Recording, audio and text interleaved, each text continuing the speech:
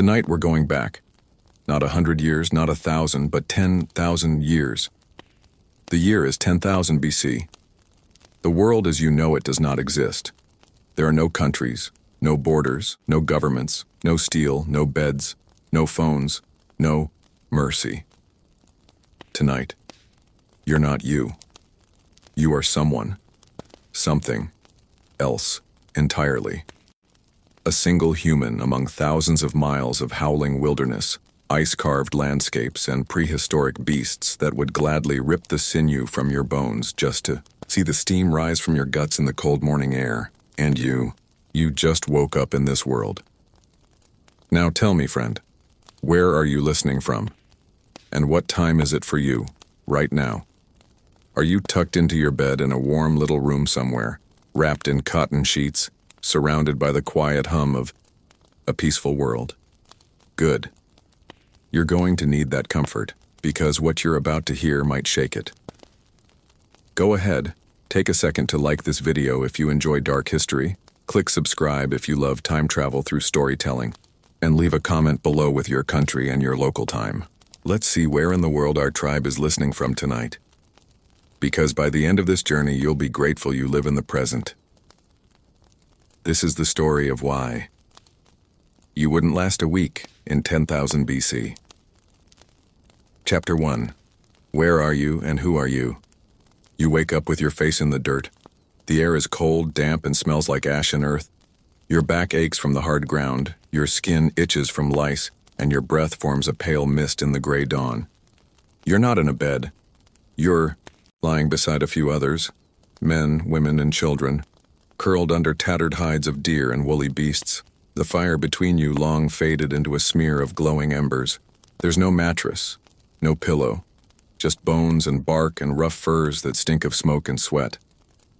This is your tribe, a group of no more than 30 people. They are your family, even if none of them share your blood. In a world like this, family is whoever doesn't leave you to die. And they might if it comes down to it. You don't have a name in the way you think of names. You are stone-toothed to some, little runner to others. You've earned your name from something you did, or survived. But your name can change, especially if you fail. Names in this world are like weather, temporary, brutal, forgettable. You're in what will someday be called Europe, though you have no concept of what that means. To you, the land has no name. Only dangers. The forests to the west hold boars with tusks the size of your forearm. The highlands to the east are the hunting grounds of cave lions. The rivers flood without warning, and the skies sometimes shatter into storms so violent they wipe entire tribes from the earth.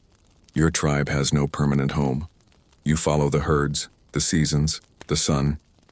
Shelter is wherever your bones don't freeze overnight. A cave, if you're lucky. A hastily assembled hut of mammoth ribs and thatch, if you're desperate. Most nights you sleep outside. You've never known the concept of safety. You wear the skins of animals you or your kin have killed. They're stiff, cold, and patched with sinew thread and pieces of bone. Your feet are wrapped in leather scraps tied with cords. No shoes, just protection from the jagged rocks and biting snow. You carry a flint knife, not because you're brave, but because you must. You don't know how old you are. Years aren't counted. There are no calendars, no clocks. But if you've survived more than 20 winters, you're already considered old. And if you're a child, you're not playing. You're hauling firewood, gathering roots, or watching for wolves. Childhood doesn't exist. It's just the softest part of life before it hardens into labor or ends in death. You don't think in abstracts. There is no future. There is only now. Now you are hungry. Now you are cold. Now you must move.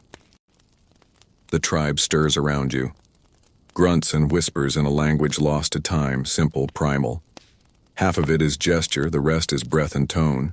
There are no written words, no songs, no stories passed down across generations. Only the memory of what happened last season, last hunt, last death. The oldest among you wears feathers and teeth around their neck. They carry knowledge, like where the roots grow after rain, and which mushrooms turn your stomach black. They are not a leader. Not exactly. No one rules here. Strength, instinct, and usefulness are all that matter. If you're weak or sick, you are left behind.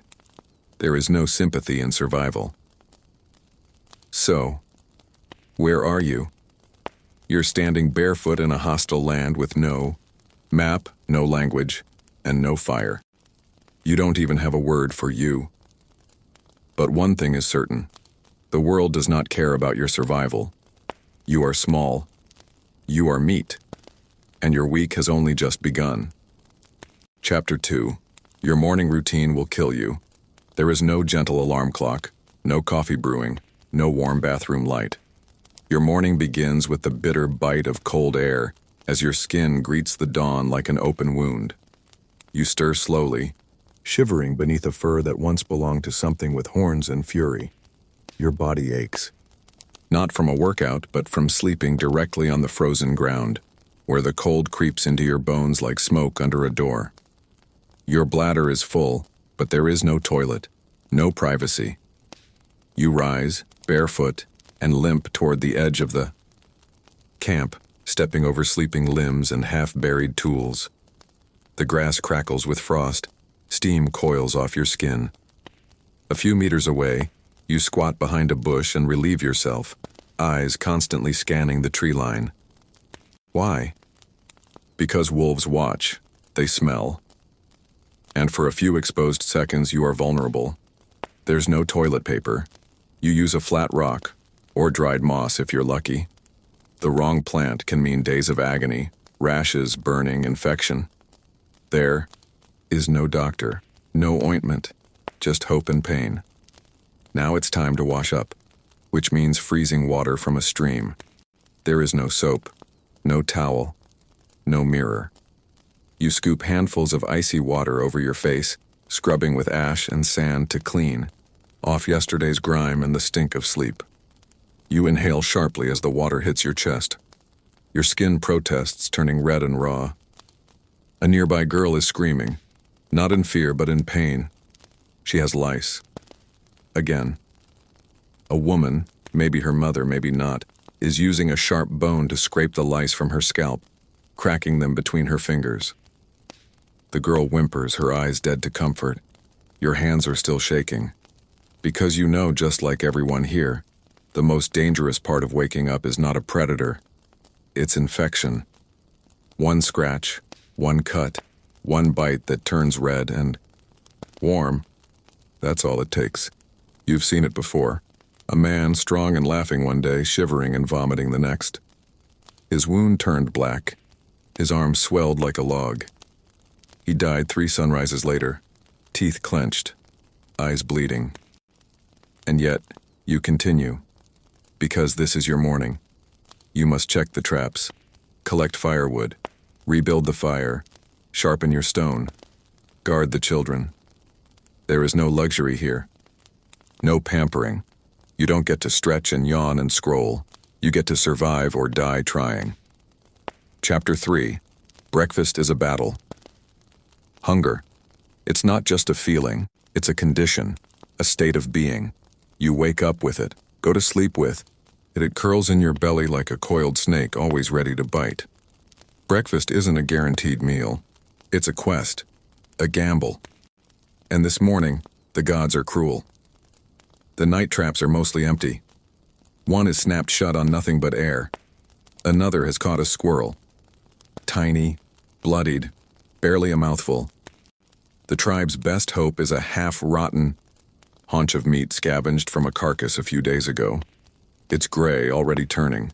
Someone suggests eating it. Someone else slaps them. The old woman who knows herbs points at a small patch of roots near the riverbank. Edible, she says. You dig them out. Cold, slimy things like white fingers. You chew. They're bitter, like old mud and pepper. But they don't kill you, so they're good enough. A child nearby is crying. He hasn't eaten in a day, and his ribs show like drawn lines in dirt. His mother tears a piece of dried fish skin, stale and stiff like old leather, and hands it to him without a word. You bite into your share of last night's catch, a charred frog. Its meat is rubbery, its eyes long gone, but it has calories. It goes down like a lump of shame. Further away, a group of hunters returns. They've killed a bird. One bird. It's a lean, scraggly thing, its wings broken and blood dripping down the hunter's arm. But it's food. They pluck it quickly, burning the feathers in the fire. The smell is foul, acrid. You eat what you're given. Bone, skin, sinew, waste nothing. A girl chews marrow from a cracked femur, her face smeared with grease. A man nearby eats half a rat, tail and all. No one blinks. You eye a tree trunk, hoping for grubs. Yes, grubs. Fat white larvae the size of your finger. They squirm as you pick them out, biting one in half. It pops like a blister oozing cold protein. You chew. Swallow. Ignore the nausea. This is what breakfast looks like before agriculture. Before cereal. Before fire-roasted bacon. Before eggs, toast, butter. There are no guarantees. Some days you find honey. Others, moldy acorns. Sometimes, nothing at all. Your stomach aches, but you're alive. And that's the most anyone can hope for before noon in 10,000 BC. Chapter 4. The Hunt is a Death Sentence. You carry a weapon, but not the kind you'd call a weapon today. It's a sharpened stick, or maybe a crude stone axe, chipped until it could split flesh. There is no bow, no gun, no clean kill, just distance and desperation. The elders chose you and 4 others to go hunting this morning. The youngest one is already limping. His ankle twisted last week, never properly healed. The strongest has scars across his back, souvenirs from a boar that nearly gutted him last spring. The air is heavy with silence. You communicate in gestures. A finger to the lips, a nod toward the tracks. Deer. Fresh. They passed this way, maybe an hour ago. Maybe less. You follow, crouched low, moving like ghosts. Every step is a risk. One wrong sound could alert your prey. Or worse, something hunting. You, after an hour, you see it. A red deer grazing near a cluster of shrubs. You freeze. Your breath stills in your throat. The strongest of the hunters raises his spear. He moves slowly. Too slowly. A branch snaps beneath your foot. The deer jerks its head up, eyes wide, and bolts. Now the sprint begins. You run. Hard. Fast. For miles. Your lungs burn. Your legs scream. Your feet bleed in silence. Persistence hunting, they call it. You don't kill with force. You kill with endurance. You chase until the deer collapses from exhaustion.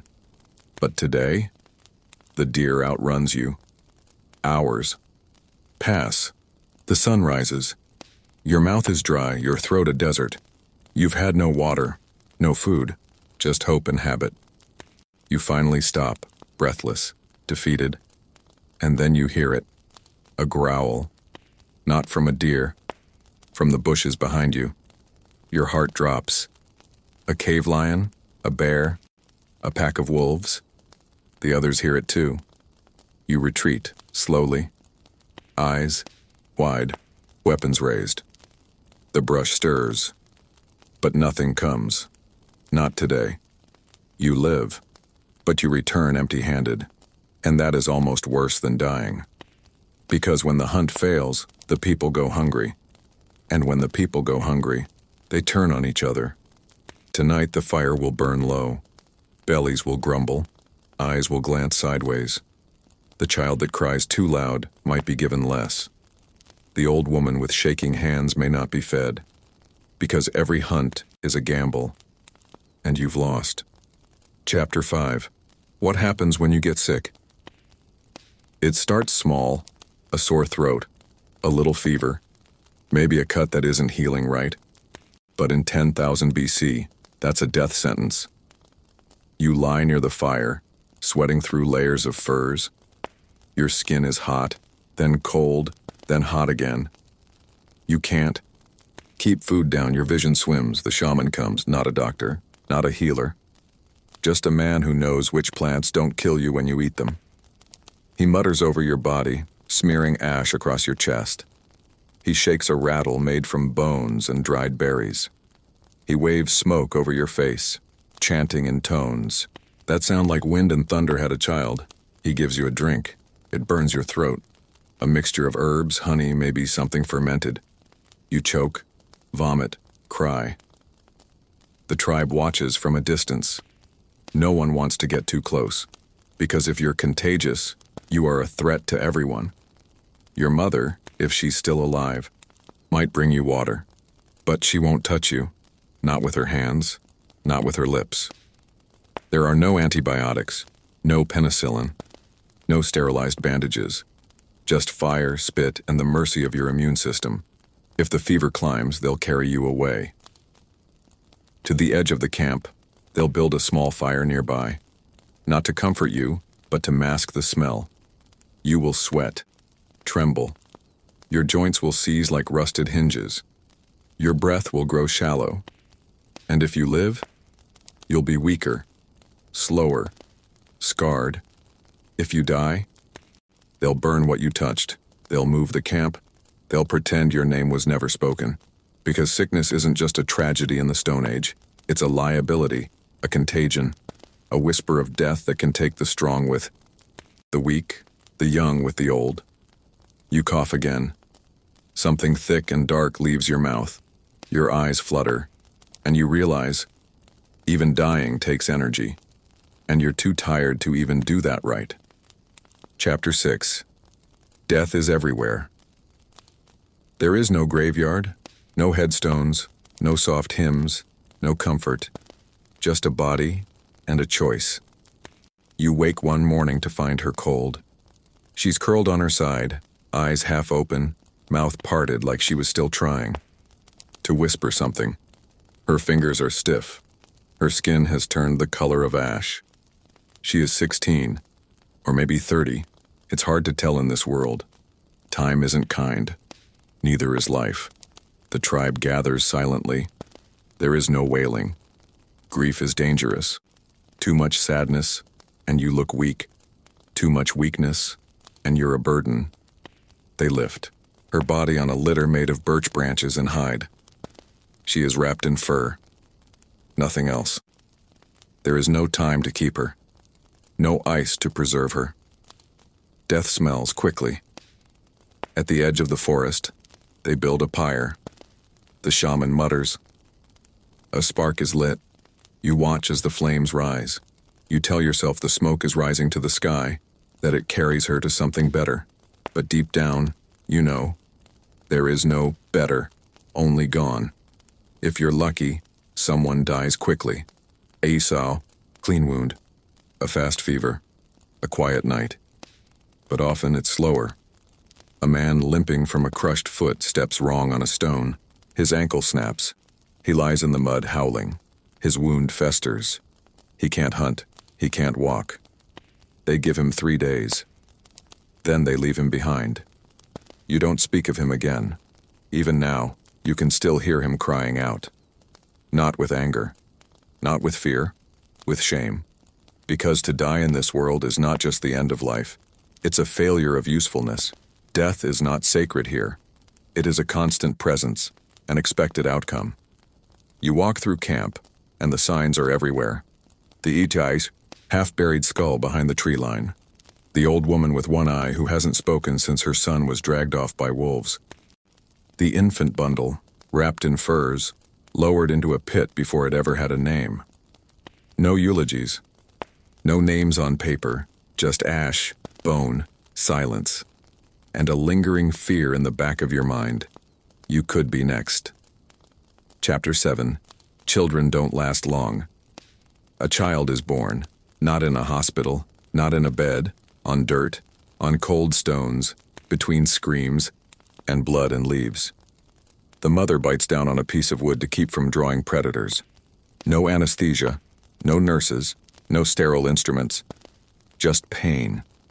And luck. If she survives, it's a miracle.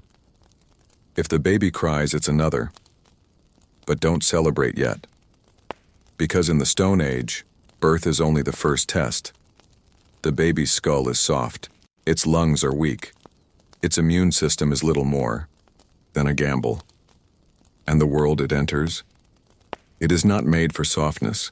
The wind is cold, the fire is small, the food is limited. There are no bottles, no formula. Only a tired mother and her cracked, sore body. She has to feed herself to feed the baby. If she fails, so does it. And then come the real dangers. A drop of dirty water, a flea bite, the smoke from the fire irritating newborn lungs, a jealous sibling nudging the infant too hard near the stones, a chill at night when the fur slips off. Every moment is risk. And worse yet, the tribe sees children differently. They don't name them for weeks, sometimes months, because naming makes things real, and most of them, they won't last. It is common to lose one, or two, or four. In some tribes, half of all children die before age 5. You see it now, the mother holding her breath as her baby coughs again. She whispers to it in a language that sounds like wind and love and fear braided together. She's praying, not to a god, but to luck, because that's all she has. And if the baby dies, she will bury it alone, or not at all. She may return to the camp with red eyes and silent hands, or she may say nothing, because grief is not permitted to linger. It gets in the way of survival. And tomorrow, another child may be born, and the cycle will begin again. In this world, childhood is not innocence. It's just a temporary state of not being dead. Chapter 8. Fire, Fangs, and Fury. It's evening now. The sky turns bruised and dark, and a cold wind slithers in from the trees. The sun has vanished behind the hills, and the forest grows still. Unnaturally still. You crouch by the fire, your hands outstretched, trying to warm fingers gone numb. The fire is your friend. It keeps the beasts away. But it's small. Too small. And you know it won't last the night. You feel it before you hear it. A shiver down your spine, a flicker of movement between trees. And then, the eyes. Low to the ground, glowing amber, staring from the dark. A saber tooth. Maybe 2. Maybe a pack of dire wolves. Or worse, something you haven't seen before. The child next to you whimpers. The old man clutches his spear, shaking, and the fire crackles, pops, dims. Fire is life, but it is fragile. You scramble for more fuel, twigs, bark, dried moss, anything. Your hands bleed. You burn your palm on a coal, but the flame rises again. The eyes vanish. This is the rhythm of your nights. Predator and prey, dancing at the edge of firelight. Sometimes it's animals, but not always. Sometimes it's people. Another tribe. Desperate, starving, cruel. They might raid you for meat, or women, or fire itself. You see them only when it's too late.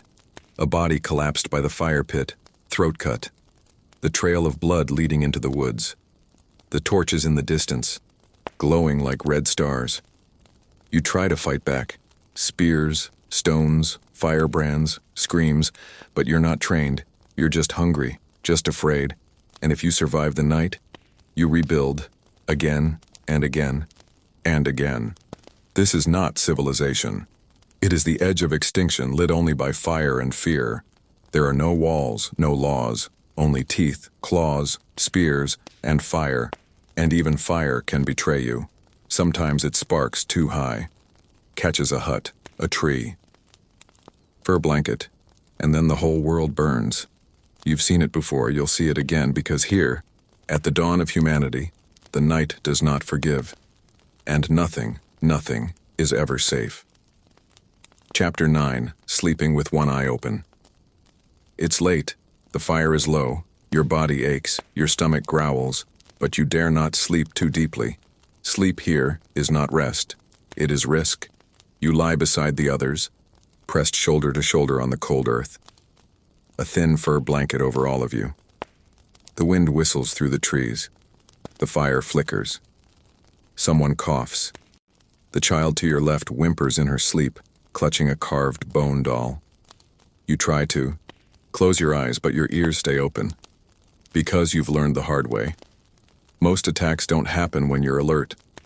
They happen when your guard is down, when you're dreaming, when your back is turned. When the night wraps around you like a warm, suffocating hand. There are no locks on doors. There are no doors. Only the dark and what hides inside it. You remember when the old man disappeared? He went to relieve himself in the woods. He never came back. You found his tracks. Then blood. And then a silence that never left. The tribe never speaks his name again. You shift under the blanket, adjusting your position to face the entrance. A thin log barrier is all that separates you from the night. One of the guards is dozing, his head slumped, his spear resting uselessly against a rock. You envy his peace, but you don't trust it, because sleep in this world is not for everyone. The children sleep, the old sleep, the pregnant woman sleeps, but you have to stay half awake, always. Just in case, because the night is never truly empty. It whispers. It waits. And if you ever let yourself fully rest, you might never wake up. Chapter 10. Hunger has no mercy. The cold doesn't kill you first. Hunger does. It starts small, an emptiness behind your ribs, a hollow scratch in your belly. You feel it on the second day without meat. By the third, it's all you think about. You chew bark, roots, even charcoal. You sniff at spoiled scraps, swatting away flies. You eye the maggots and wonder. There's a child in the tribe named Ka, 8 years old, bright eyes, fast runner. He found a bird's egg once, brought it back cradled in his dirty hands like treasure. They boiled it, in a bone cup, shared it around, a single egg, divided between 9 people. Kay smiled that day. He hasn't smiled in a while. He's missing now.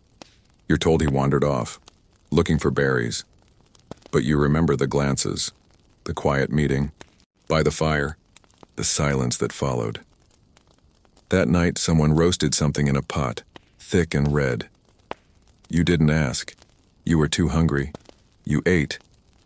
Because out here, morality bends like a twig under frost. Hunger changes you. You've eaten rats, snakes, birds. You've eaten moss scraped off stones.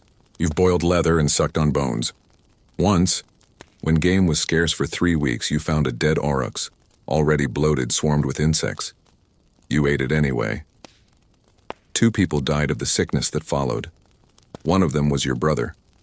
But you survived. And that's all anyone can ask. Survival doesn't come clean. Not out here. Not when winter is coming. Not when the hunger digs deeper than your spine. Not when you know that if it comes to it, they might eat you too. Chapter 11. The first war was personal. The first war wasn't over land. It wasn't over gods or kings or gold. It was over water. And it began with a boy named Ina. He was a runner, fleet-footed, wiry, full of pride. Every day he fetched water from a nearby spring, 2 valleys west. It was a hard journey, through thorns, across muddy gullies, always watching for wildcats. But one morning, Ina didn't return. At first, the tribe thought he'd fallen, or gotten lost. But the next day, his blood-soaked tunic was found, wrapped around a sharpened stick. It wasn't an animal. It was them. The Stone Teeth clan. A rival tribe. Bigger, stronger, hungrier. They'd claimed the spring now. Marked it with skulls and burned trees. You didn't want war, but war came anyway. Not with trumpets or battle cries, but with silence, stalking, and sudden violence. You made spears from fire-hardened ash, carved antler knives, painted your faces with soot and blood. And at dawn, You crept through the grass, hearts hammering like drums. You remember the first man you killed? He was sitting by a fire, eating something off a stick. You didn't know his name, but you saw his eyes go wide, his hand raised too slow. Your spear struck him in the throat. You expected triumph. Instead, you felt cold. You killed again and again. And then someone killed your friend Rana.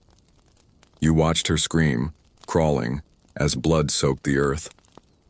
The sky turned red that day, and when it was over, the spring ran pink with it. You had won, but nothing about it felt like victory. The children cried for days. The elders sat in silence. And you carved a mark into your spear, not to boast, but to remember. Because war leaves something behind, always. A wound in the tribe, a gap in the fire circle, a ghost that follows you when you sleep. The first war was personal, and it taught you something brutal and final. The enemy doesn't always come with fangs. Sometimes he looks just like you. Chapter 12. Bones in the mud. You don't find graves in prehistory. You find holes. Shallow depressions in the earth with no markers, no names, just bones. Gnawed, broken, half buried. Because in this world, the dead aren't sacred. They're leftovers. And sometimes you're the one who has to bury them. You remember Anka. She was old, at least 25. One of the few who could still stand straight after winter. She used to tell stories around the fire, humming while she weaved cord. From flax. She never complained, even when the cold bent her fingers or the wind made her cough blood. One day she simply didn't wake up. They wrapped her in deer hide, tied her arms across her chest. No one cried. There was no time for that. You dug her grave in silence. Mud, sticking to your knees, fingers numbed raw. Halfway through, you struck something hard. A skull. Someone else had been buried here. Long ago. Another life, lost to time. Another name, forgotten. You looked at that old skull, jaw broken, eye sockets dark and empty, and knew you'd end up here too. The tribe left offerings, a shell necklace, 2 dry berries, a carved bone, comb. Not for Anka, for whatever waits beyond the soil. You whispered a prayer, not to gods. You don't have those yet, but to the earth, the only thing that ever truly holds you. And when the rain began, you covered her in mud, pressed her down with stones, walked away. 2 days later, wild dogs dug her back up. You chased them off with sticks, sobbing in fury, but the damage was done. Her ribs were gone. This world is cruel to the dead. No tombs, no pyramids, no heaven, just mud, teeth, and forgetting. Chapter 13. When the sky betrays, you used to think the sky was your friend. It gave rain, light, breeze to cool your skin after a hunt. But now, the sky turns on you. It begins with a strange stillness. The birds vanish. The air thickens. You look up and see black clouds boiling like a monster's breath. Lightning cracks across the plain. You run. Not toward safety. There's no such thing here. You run to less danger. To the overhang in the cliffs. To the hollow of the dead tree. Anywhere the wind won't rip you off the earth. You remember the great storm. It came 3 winters ago, with no warning. The wind howled, like wolves. The river rose. Trees twisted from the ground like weeds. That night you were in a low cave with 2 other children, Ril and Bato. You huddled together, soaked to the bone, shivering. Bato cried for his mother, but she was outside, trying to secure the drying. Imit, you never saw her again. In the morning, the world was ruined. The camp was gone. The fire pit drowned. Dead fish littered the grass, birds smashed against rocks. A child crushed beneath a fallen tree. And worse, your tools were gone. No fire starter. No spears. No food stores. You had to start over. With nothing. You learned. Then, the sky doesn't care. Not about your hunger, your fear, your family. The sky can flood your world, freeze your fingers, strike your heart with fire. Later that spring, an elder told you of a time when hail fell as big as skulls. It crushed. A dozen in one storm, no warning. Just death from above. That night, as you watched the clouds swirl again, you whispered to the wind, "Please, not today." But the sky doesn't answer. It only decides. And when it turns its face against you, no wall of stone or pile of sticks can save you. In this world, the first God you fear isn't in the heavens. It is the heavens. Chapter 14. Fire is a liar. You once thought fire was your salvation. It cooked your food. It kept the beasts away. It gave you light when the world went black. And for a while, fire felt like magic. You watched the elders coax it from flint, and dried moss like calling a spirit from the stone. Your fingers bled trying to do the same. You nearly gave up until the day you made your first flame. It sparked, then bloomed, like a flower of heat and light. You laughed, you danced, the others cheered. That night you fed it bark and dry dung and whispered, "Never leave me." But fire doesn't listen. It has no loyalty. And one mistake means everything burns. You remember Ka's mistake. He had caught a rabbit, skinned it by firelight, greased the meat with marrow. Then, he dozed off. Just a moment, he never woke. The fire leapt from its pit like a hungry dog. By the time the screams woke you, it was already too late. The shelter was ash. The furs gone. Smoke thick as fog. Ka's face melted into the coals. His ribs blackened. His hair gone. The tribe lost everything. Tools, dried meat, water skins, even the idol stones. You spent the next 3 nights freezing in silence, afraid to light another flame. And the irony? Without fire, you couldn't cook. Without cooked food, your stomach rebelled. 2 more died, starvation or something close to it. So you learned to build fire again, but differently, fearfully. You built it low. You never turned your back to it. You never let it grow proud.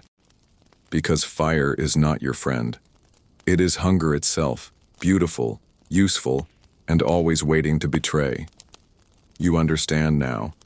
In this world, nothing you love is safe. Not the ones you live with, not the gods you imagine, and definitely not the flame in your hand. Chapter 15. The end always comes in silence.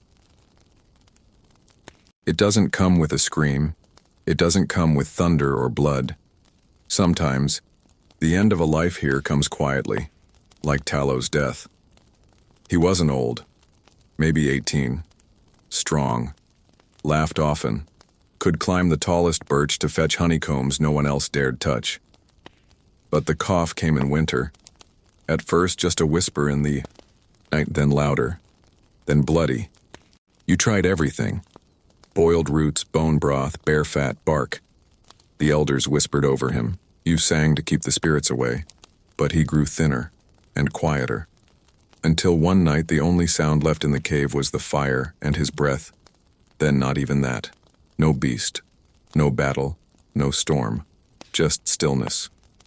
You stared at him, waiting for his chest to rise. It didn't. That's how death comes here more often than not. No drama, no final words, just absence. The absence of warmth beside you, the absence of breath in the cold air.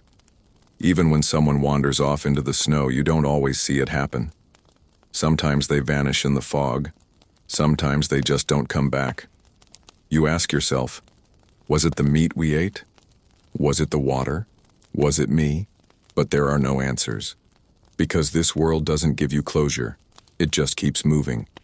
The wind erases footprints. The rain swallows graves. The wolves scatter bones. In 100 years, no one will know you ever existed. And still you wake each day, you walk, you forage, you breathe. Because you don't fight death here, you outwait it.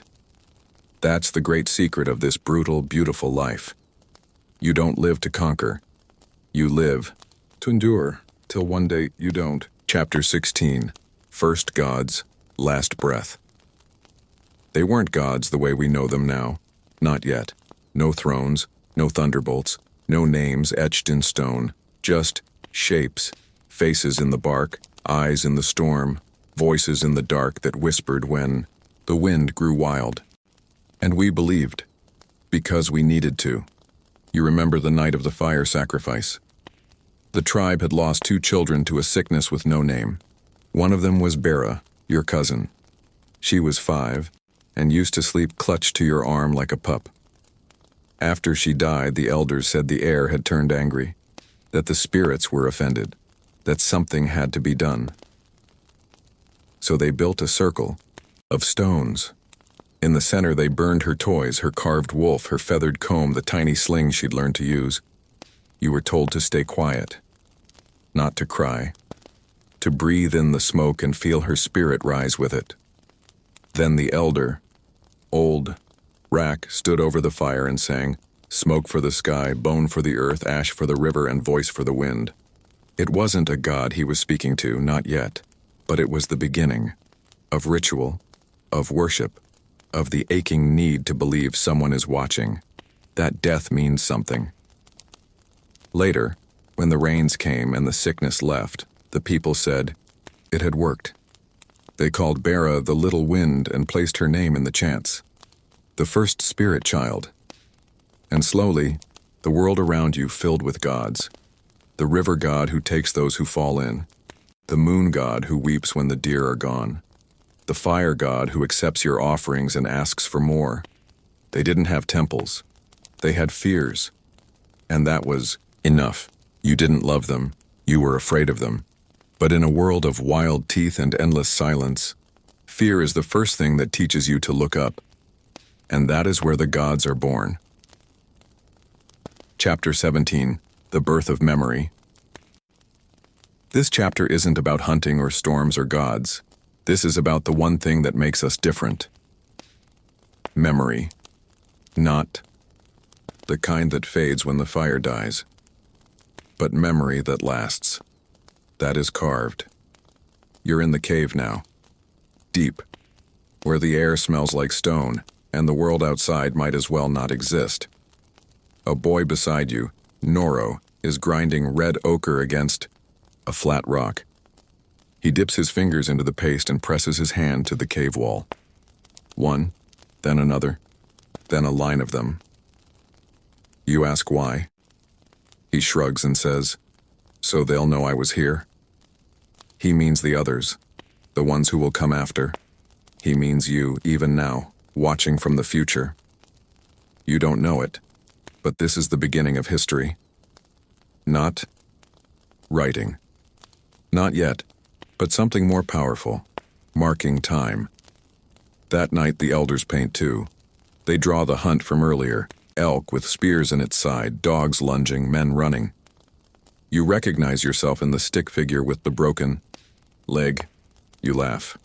Someone says it's dangerous to draw too well, to trap the soul of the animal on the wall, so the figures stay simple, wild, full of motion.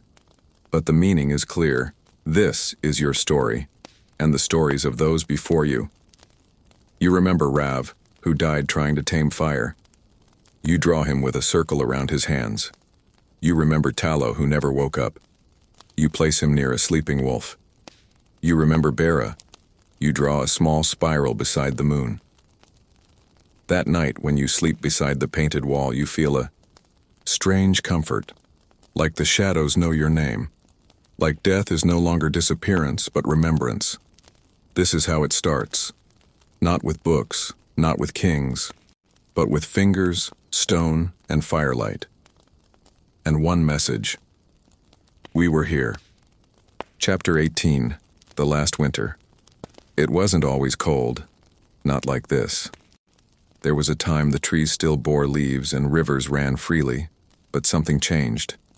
A slow dying, not sudden, not dramatic, just a deep, creeping stillness that stole across the land. You don't know the word for ice age. You just call it the long winter. You're 16 winters old and you've never known warmth beyond the fire. Each morning begins with checking if your fingers still move. You sleep wrapped in the skins of things long dead, wolves, deer, even a bear that cost 3 men their lives. The sun hangs low like it's trying to disappear forever. The air burns your throat when you breathe. The ground is too hard to bury the dead. And still, you must move. Food is scarce. The herds have gone south and the ones that remain are desperate and violent. Your tribe walks each day, searching for signs, footprints in snow, broken twigs, a whisper of warmth. Children are carried in fur sacks. The old are left behind, when they can no longer walk. You remember the story of Garn the Brave, the last elder to fall behind. He stopped speaking 3 days before he died, muttering to ghosts in the wind. When he knew he could go no further, he kissed your forehead and said, "Tell the fire I remember." You watched him sit beneath the pines, snow falling gently into his lap until he vanished from sight. He was the first to go that winter, but not the last. The fire becomes sacred. You huddle around it like it's a god, feeding it twigs, bark, sometimes even scraps of leather you once chewed for comfort. There's no more language for months, only gestures, a raised hand for hunger, a closed fist for pain, 2 fingers pressed together for silence. Your bones ache from cold, your stomach is a hollow echo, but still, you walk, you breathe. Because you're told of a place, a valley where the snow never falls, a sacred myth, a warm land that awaits only the most stubborn survivors. You don't know if it exists, but you know this. You must believe it does, because that belief is the only thing standing between life and the long white end. Chapter 19. You wouldn't. Last a week and now, we return to you. Not the boy in the cave, not the girl holding a bone knife. You, sitting there, in your bed, on your couch, with a phone or a screen glowing before your face. You, with soft blankets and running water and a kitchen full of fruit that never went out of season. Let's be honest, you wouldn't last a week. Not in 43,000 BC, not barefoot, not starving, not chased by things that don't know what mercy means. You wouldn't survive the first infection, the first frost, the first night without a wall. Because this wasn't just a different world. It was a different species of fear. No clocks, no medicine, no guarantee of tomorrow. And yet, you are here. Because they survived. Because someone outran the wolves. Because someone made fire in the rain. Because someone chewed boiled bark while coughing blood and still lived long enough to tell their story with ochre and stone. You are the dream of the starving, the whisper of the dead made real. Every ancestor you have crawled through a hell you cannot imagine. So you could complain about slow Wi-Fi, but that doesn't make you weak. It makes you lucky, and it makes you responsible. So tonight, when the video ends and you drift into dreams, try to remember them. The girl with the sling. The boy who drew elk in charcoal. The man who froze under the trees and whispered to fire. Because they are not gone. Not really. They are in your hands, your breath, your story. And now, you remember. Chapter 20. The Dawn of Us. You wake again, not just from sleep, but from a dream. The long, endless nightmare of cold and hunger, fear and loss. Because now, a new day has broken. The ice has retreated. The herds have returned. And, with them, something incredible has begun. The dawn of us, not just humans, not just survivors, but storytellers. You are no longer chasing shadows in caves or fleeing storms you cannot understand. You have learned to shape the world. You gather, in circles around the fire, not just to stay warm, but to speak, to share, to teach your children who you are and where you came from. The first songs begin to form, simple rhythms, chanting names of animals, seasons, and ancestors. You paint not only the hunt, but the yai, harvest. Not only the storm, but the calm after. And with that, you create hope. Hope that the next generation will do better. Hope that the future is not just a series of desperate survival moments, but a canvas for dreams. You build tools, better, sharper, stronger. You cultivate seeds, learning, for the first time, to bend nature to your will instead of running from it. You trade stories as much as goods. A bark here, a flint there, and in exchange, a tale from across the river. And yet, this dawn is fragile, because the world outside your circle is still wild, unforgiving. You learn this lesson from Kira, the young woman who stepped beyond the firelight one evening. She followed the call of the stars, trying to track the migrating herds. But the forest had changed. A shadow moved behind the trees, silent, unseen. A roar shattered the night. You find Kira's broken spear at dawn. Her footprints end in the mud. No sign of struggle, just gone. Her story becomes a warning. The world is vast, dangerous, and full of unknowns. But you do not stop, because by now the fire inside you is no longer just for warmth. It is for light, for knowledge, for connection. You gather again in those circles. You tell Kira's story, so she will never be forgotten. You tell of the cold winters and the endless hunger. You tell of the first gods and the painted walls. And in telling, you become more than flesh and bone. You become history. You become human. So tonight, as you close your eyes and listen to these words, remember, you are the sum of all who came before. Their courage runs in your veins.